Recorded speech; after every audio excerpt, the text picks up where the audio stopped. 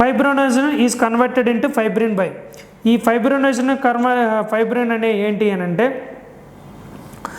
ఎప్పుడైతే మనకి ఇదిగో ఇంజరీ జరిగిందో బ్లడ్ అనేది బయటికి వెళ్తూ ఉంటుంది.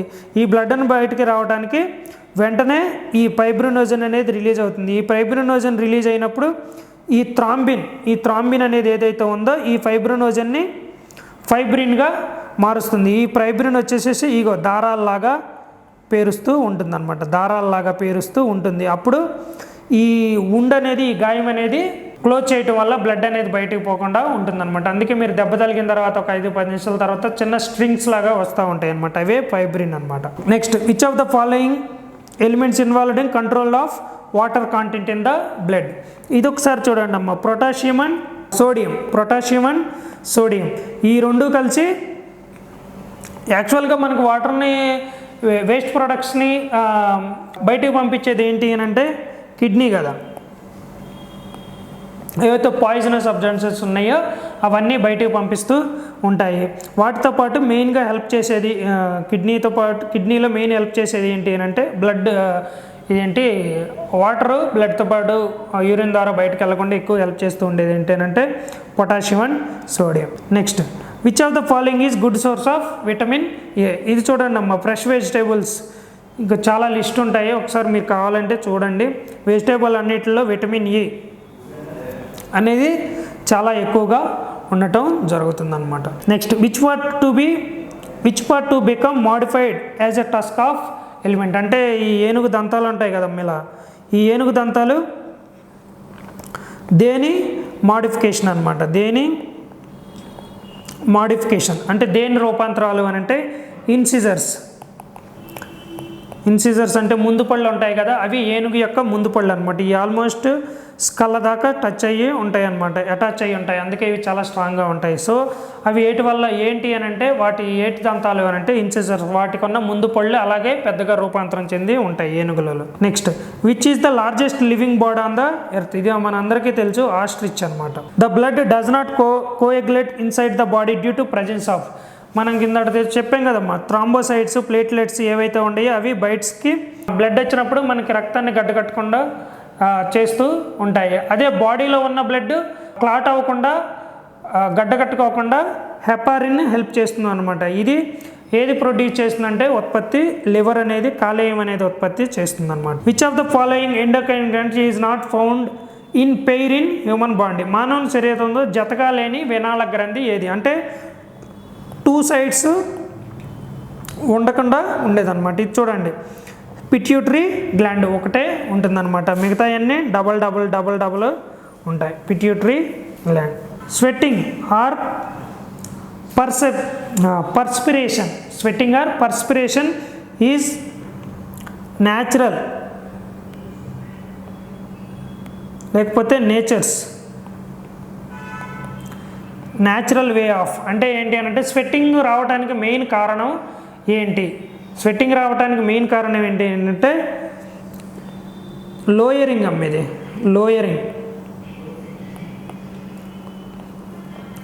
Even removing excess salt of body కూడా హెల్ప్ అవుతుంది. అందుకే మనకి సాల్ట్ మరకలు కూడా మనకి స్వెట్టింగ్ అప్పుడు స్వేదరంధ్రాల ద్వారా ఎప్పుడైతే స్వెట్టింగ్ వస్తుందో చెమట అనేది పడుతుందో అప్పుడు వస్తూ ఉంటుంది. సో మెయిన్ థీమ్ ఏంటి అని అంటే, మెయిన్ ఎయిమ్ ఏంటి అంటే చెమట పట్టడానికి బాడీ టెంపరేచర్ని తగ్గిస్తూ ఉంటుందన్నమాట. బాడీ టెంపరేచర్ని తగ్గిస్తూ కూల్ చేస్తుంది. మనం ఎండలోకి వెళ్ళామనుకోండి ఆ టెంపరేచర్కి బాడీ కాలిపోతూ ఉంటుంది కాబట్టి స్వెట్ని రిలీజ్ చేసి కూల్ చేస్తూ ఉంటుందన్నమాట.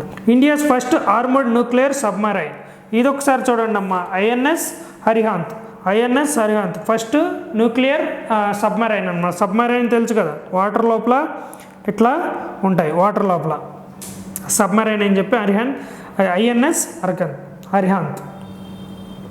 ఇది వచ్చేసి ఎవరు తయారు చేశారంటే విశాఖపట్నం సంబంధించిన డాక్స్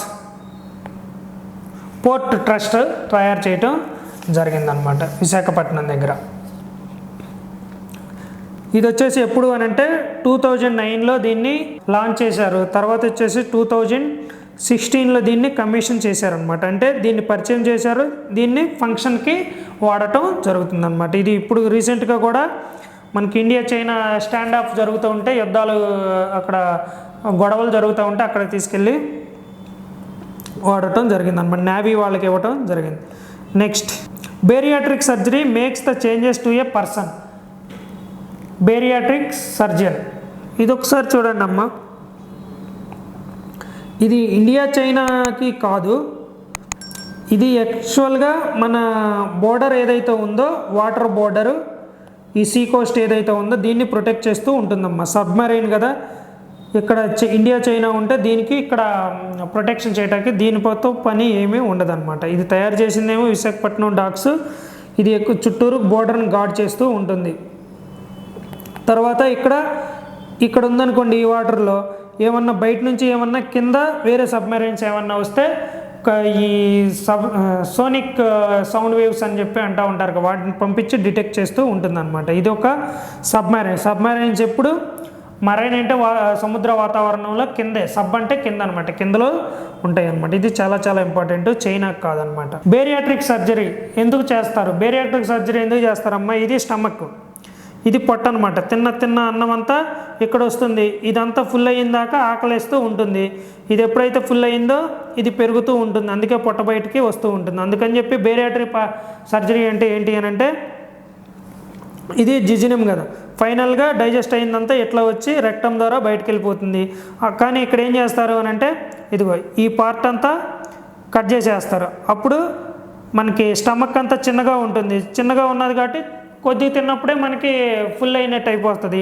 సో వెంటనే వెళ్ళిపోతుంది అనమాట. సో ఎక్కువ తినేది అనమాట, అది ఎక్కువగా డైజెస్టివ్ సిస్టమ్కి తీసుకుంటారు, డైజెస్టివ్ సిస్టమ్కి చేస్తారనమాట బేరియాట్రిక్ సర్జరీ అనేది. అది ఎక్కువగా హెవీ వెయిట్ ఎవరైతే ఉన్నారో వాళ్ళ కోసం చేస్తారనమాట. Lidar stands for light detection and ranging, ఇదనమాట లిడార్. దీనికి ఏమన్నా వాతావరణంలో ఏమన్నా ఉన్నా వాటిని డిటెక్ట్ చేయడానికి పంపిస్తూ ఉంటారు, మళ్ళీ తిరిగి ఇన్ఫర్మేషన్ ఇస్తూ ఉంటాయి అన్నమాట. Next, India successfully testified Nirbhay missile in 2009. ఈజియన్, ట్రాన్సోనిక్, సబ్సోనిక్, సూపర్సోనిక్, హైపర్సోనిక్. ఇది ఒకసారి చూడండి అమ్మ. ఇది India and China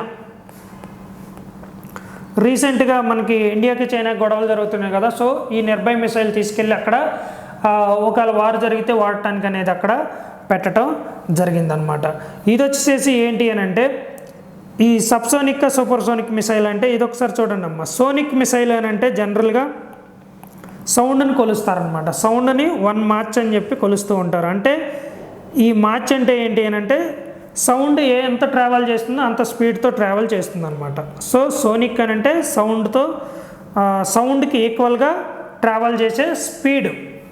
okay, next super sonic అని అంటే మోర్ దెన్ 1 మార్చ్ అనమాట. మోర్ దెన్ 1 మార్చ్ అంటే సౌండ్ కన్నా ఎక్కువగా ట్రావెల్ చేస్తుంది సూపర్ సోనిక్. అదే హైపర్ సోనిక్ అనుకో more than 5 March hyper sonic. Subsonic అనుకో బిలో 1 మార్చ్ అనమాట, బిలో 1 మార్చ్. సో ఇది ఏంటి అని అంటే, Nirbhaya missile is a subsonic missile.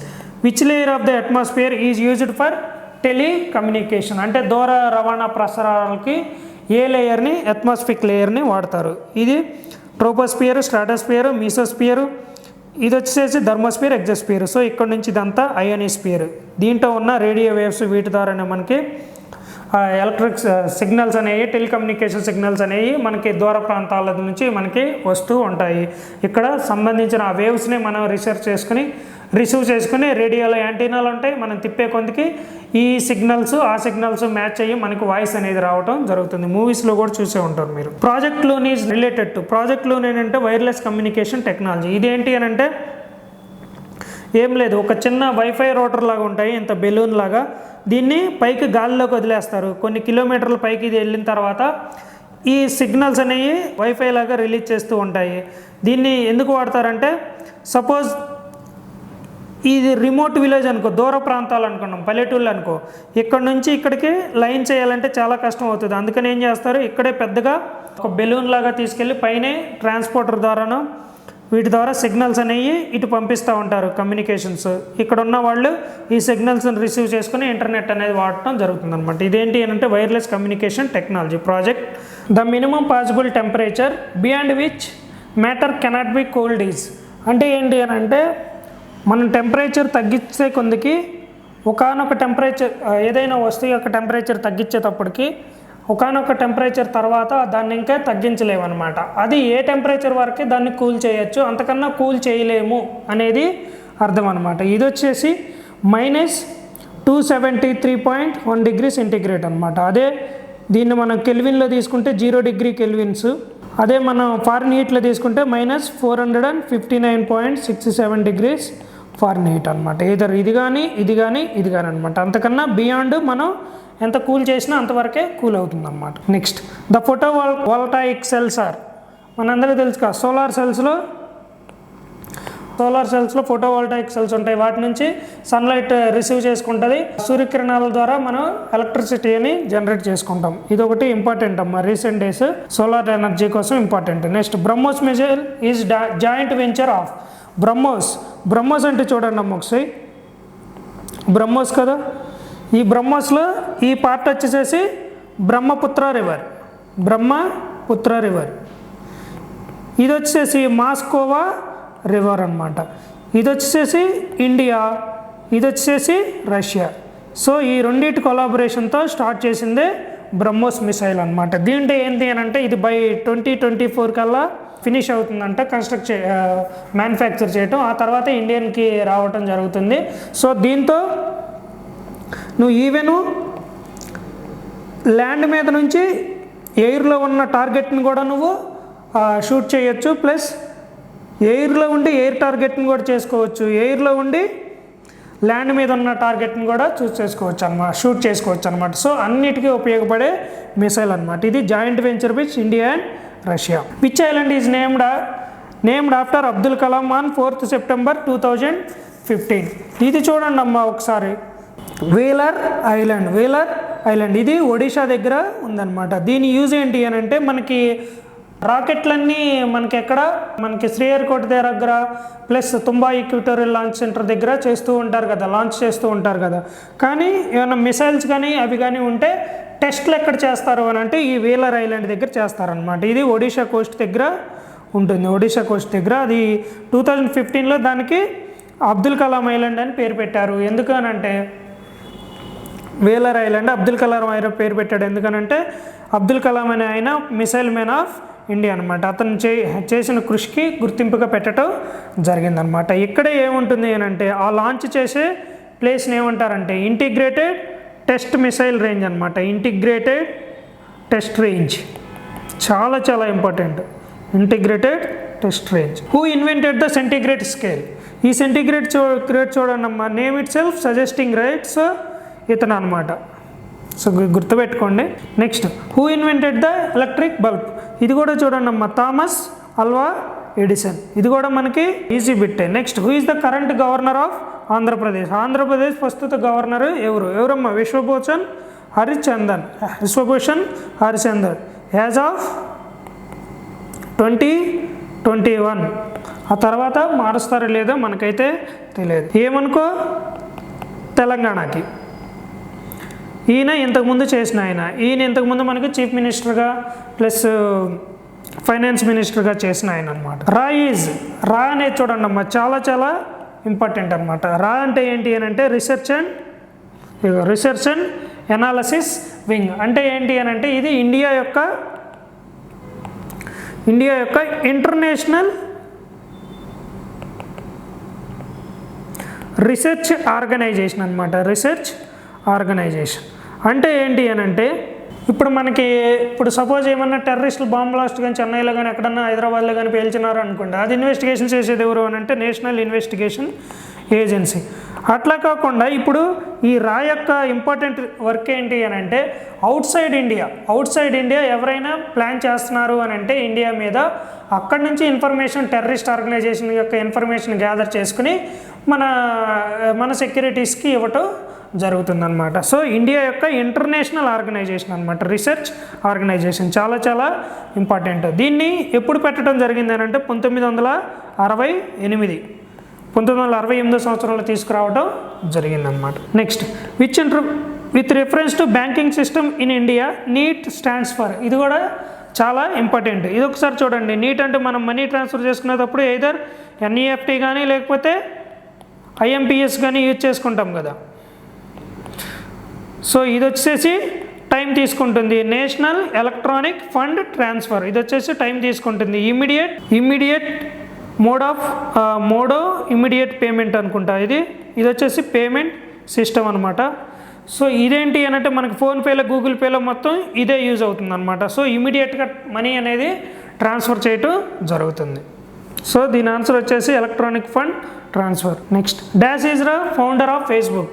ఇది వచ్చేసి 2004లో పెట్టడం జరిగింది. ఎవరు అని అంటే Mark Zuckerberg. Next, in March 2019 who among the following was appointed as a Indian first Lokpal. భారతదేశంలో లోక్పాల్గా మొదటగా ఎవరు నియమితులయ్యారు? ఇది ఒకసారి చూడండి అమ్మ. లోక్పాల్ మన అందరికీ తెలుసు కదా.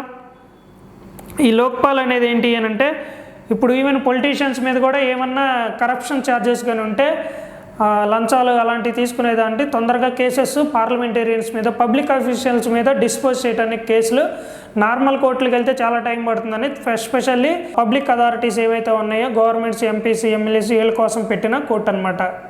తొందరగా కేసెస్ వాళ్ళ కింద లంచాలు తీసుకున్న వాళ్ళ మీద కేసెస్ తొందరగా క్లియర్ చేయడానికి తీసుకున్నది ఈ లోక్పాల్ అనమాట. ఇది వచ్చేసి ఎప్పుడు అని అంటే తీసుకువచ్చింది 2019లో తీసుకుని రావటం జరిగింది. అప్పుడు దాకా చాలా ప్రాబ్లమ్స్ ఉండి మేమే లా తయారు చేస్తాం, మా మీదే కేసులు పెట్టేది ఏంటి అని చెప్పి పార్లమెంటేరియన్స్ ఎప్పుడో 1990 నుంచే ఉన్నది. దీన్ని లా పాస్ చేయకుండా అట్టాగే వదిలేశారనమాట. రీసెంట్గా 2019లో చేయటం జరిగిందనమాట. కరప్షన్ ఛార్జెస్ ఏమన్నా ఉంటే తీసేయటానికి అనమాట. కరప్షన్ ఛార్జెస్ ఏమన్నా ఉంటే ఎంపీస్ మీద కానీ ఎమ్మెల్యేస్ మీద తొందరగా కేసెస్ రిజాల్వ్ అవటం అనమాట. సో దీనికి ఎవరు చేసినారు అని అంటే ఫస్ట్ పినాక్ చంద్ర ఘోష్ అనమాట 2019. Next, who was the first chief election commissioner of India? మనందరికీ ప్రీవియస్ బిట్స్లో కూడా ఒకసారి చెప్పుకున్నాం, గుర్తు చేసుకోండి అమ్మా. 1951 to 52 first general elections, Lok Sabha elections జరిగినాయి కదా ఇండియాలో. సో ఆ టైంలో ఎలక్షన్ కమిషనర్ ఎవరు ఉన్నారు అని అంటే సుకుమార్ సేన్. ఈయన వచ్చేసి 1950 to 58 వరకు పనిచేయటం జరిగిందనమాట. సో ప్రజెంట్ ఎవరు అని అంటే ప్రజెంట్ వచ్చేసి 24th Sushil Chandra chief election commissioner. Edwin Lutyens and Herbert Baker are architects credited to. అంటే ఏంటి అని అంటే ఈ ఆర్కిటెక్ట్ ఇలాంటి భవనాలు కట్టించడానికి ప్లాన్ చేసింది ఎవరు అని అంటే Edward Lutyens and Herbert Baker. వీళ్ళిద్దరూ కలిసి ఇలాంటి కన్స్ట్రక్షన్ స్టార్ట్ చేశారు. అందుకే ఢిల్లీలో కానీ బ్రిటిషర్స్ ఎక్కువగా రూల్ చేసిన వాళ్ళ కేంద్రాలు ఏర్పాటు చేసుకున్న ప్రాంతంలోన్నీ ఇలాంటి బిల్డింగ్లే ఉండటం జరుగుతాయి అన్నమాట. ఇలాంటి బిల్డింగ్లు ఎక్కువగా ఎక్కడ కట్టించారు అని అంటే న్యూఢిల్లీ. ప్రతి బిల్డింగ్లో ఇట్లాగే ఉంటాయి అన్నమాట. ఇది ఢిల్లీలో ఇటు సైడు మనకి పార్లమెంటు బిల్డింగ్ అని చెప్పి ఉంటుంది. The famous mathematician Srinivasa Ramanujan was born. ఈయన కూడా మనకు తెలుసు కదా, తమిళనాడులో రాష్ట్రంలో పుట్టడం జరిగిందనమాట. ఈయన వచ్చేసి ఎక్కడ పుట్టాడు అని అంటే 1887లో ఈరోడ్లో పుట్టడం జరిగింది. 1920లో కుంభకోణంలో చనిపోయాడు అనమాట. ఈ కుంభకోణం కూడా తమిళనాడులో ఒక ప్లేస్ అనమాట. ఈయన మ్యాథ్స్కి చాలా కృషి అనేది చేయటం జరిగింది మ్యాథమెటిక్స్ మీద. కానీ ఈయన చూడండి జస్ట్ ఈ యొక్క 313 + 20 ఆల్మోస్ట్ 33 ఇయర్స్ మాత్రమే జీవించాడు. కానీ ఎనార్మస్ అత్యధిక ప్రతిభ మ్యాథమెటిక్స్లో గణిత శాస్త్రంలో తీసుకొచ్చాడు అనమాట. ప్రతిభ కనబరిచాడు. In which year did the Tibetan spiritual leader Dalai Lama seek political asylum in India? దీని మీనింగ్ ఏంటి అని అంటే ఈయన ఒక స్పిరిచువల్ లీడర్ ఎక్కడ ఉంటాడు? టిబెట్లో ఉంటాడు. ఈ టిబెట్ వచ్చేసి ఏంటి అని అంటే ఈ ఏరియా అంతా టిబెట్. ఈ టిబెట్ అనేది ఇదంతా చైనా. సో ఈ టిబెట్ని రూల్ చేయడానికి రిలీజియస్ లీడర్స్ మాత్రమే ఉంటారనమాట. సో టిబెట్లో ఏం చెప్పినా కానీ వీళ్ళు ఏం చెప్పినా అదే జరుగుతుందన్నమాట. కానీ ఏమైంది అని అంటే వీళ్ళ ఇన్ఫ్లుయెన్స్ ఎక్కువైపోతుంది అని చెప్పి ఇది టిబెట్లో, చైనాలో టిబెట్ అనేది ఒక అటానమస్ రీజియన్స్ అనమాట. అంటే వాళ్ళకి వాళ్ళే పాలించుకుంటూ ఉంటారు. చైనాలో ఏం జరిగింది అని అంటే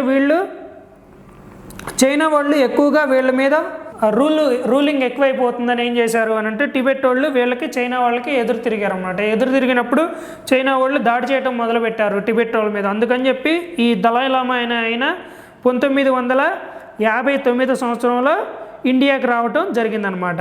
ఇట్లా ఆ ఇండియాకి రావటాన్ని వేరే కంట్రీ వాళ్ళు వచ్చి మన కంట్రీలో దాక్కుంటే దాన్ని ఏమంటారంటే పొలిటికల్ అసైలం అంటారు. మన కంట్రీ వాళ్ళు కూడా ఇప్పుడు మనకి విజయ్ మాల్యా ఇక్కడ తీసుకెళ్ళి ఎక్కడ లండన్లో దాక్కున్నాడు కదా, సో దాన్ని కూడా పొలిటికల్ అసైలం అనే అంటారనమాట. ఈ విధంగా తప్పులు చేసి వేరే దేశానికి వెళ్ళిపోయి అక్కడ తలదాచుకుంటూ ఉంటారు. ఈయన ఎప్పుడైతే 1950 సంవత్సరంలో ఇండియాకి చొరబడ్డాడో దాన్నే పొలిటికల్ అసైలం అని చెప్పని అంటాడు. ఈయన ఒక స్పిరిచువల్ లీడర్ అనమాట, బుద్ధిజానికి సంబంధించిన ఒక స్పిరిచువల్ లీడర్. ఈయన వచ్చిన తర్వాతే మనకి 1962లో ఇండియా చైనా వార్ రావడానికి కూడా మెయిన్ కారణం ఈయన కూడా ఒక రీజన్ అనమాట. Lieutenant governor general dash took charge as the chief of army staff on 31 December 2019. ఇది ఒకసారి చూడండి అమ్మా. మనకి ఎప్పుడైతే 2019లో జమ్మూ అండ్ కాశ్మీర్కి నాకు తెలిసి ఆగస్టులో అనుకుంటా స్టేట్ హుడ్ ఎప్పుడైతే రాష్ట్ర హోదాను తీసేశారో అప్పుడు సో ఆర్మీ చీఫ్గా కూడా ఈయన కూడా రిటైర్ అయ్యాడు. ఆయన పేరు బిపిన్ రావత్.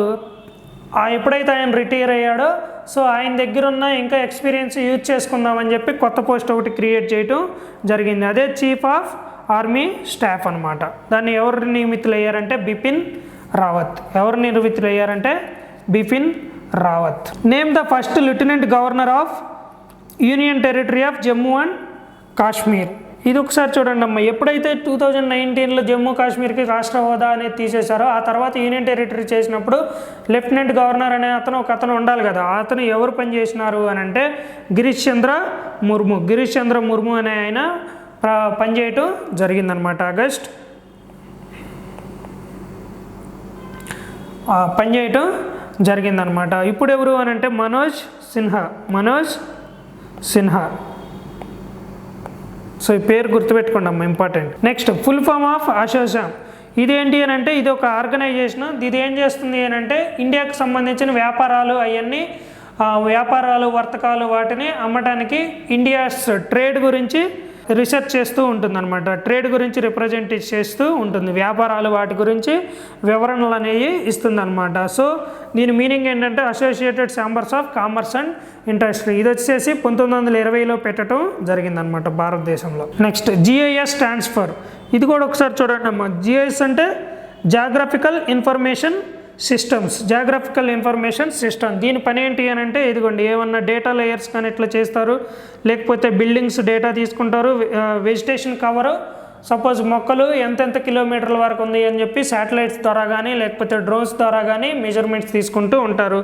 నెక్స్ట్ ఇట్లా వేసేసేసి క్లియర్గా మ్యాప్స్ అనేది ఇక్కడ బిల్డింగ్లు ఉన్నాయి, ఇక్కడ ట్రీ కవర్ ఎక్కువ ఉంది, ఇక్కడ ఫారెస్ట్లు ఎక్కువ ఉన్నాయి అనే దాని గురించి రీసెర్చ్ చేస్తే ఇక్కడ కుంటలు ఎక్కువ ఉన్నాయి అని చెప్పి రీసెర్చ్ చేస్తూ ఉంటారు అనమాట. దాన్ని ఏంటంటే జాగ్రఫికల్ ఇన్ఫర్మేషన్ సిస్టమ్ అని చెప్పి పిలుస్తూ ఉంటారు. EVM stands for in electronic system. EVM అంటే ఏంటో మనందరికీ తెలుసు కదా, ఎలక్ట్రానిక్ ఓటింగ్ మిషన్. ఎలక్షన్స్కి సంబంధించి ఇది ఇట్లా బాక్సెస్ ఉంటాయి, ఇటు సైడు ఇదిగో ఇక్కడ ఓటేస్తే అది ఇక్కడ పడుతుంది, ఇక్కడ నుంచి ఒక పేపర్ రావటం జరుగుతుంది అనమాట. ఇటో పేపర్ వస్తుంది అనమాట. దాన్ని ఏమంటారంటే ఇది వివి ప్యాట్ అనమాట.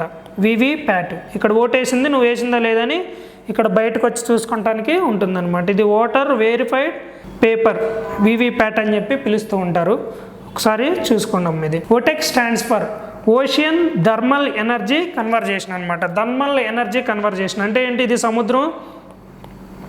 ఇది సముద్రం అనుకోండి, సూర్యరశ్మి పైనుంచి ఇట్లా వస్తూ ఉంటుంది. సో ఈ పై లేయర్స్ ఆఫ్ వాటర్ అంతా హాట్ అయిపోతుంది అనమాట, వేడిగా అవుతాయి.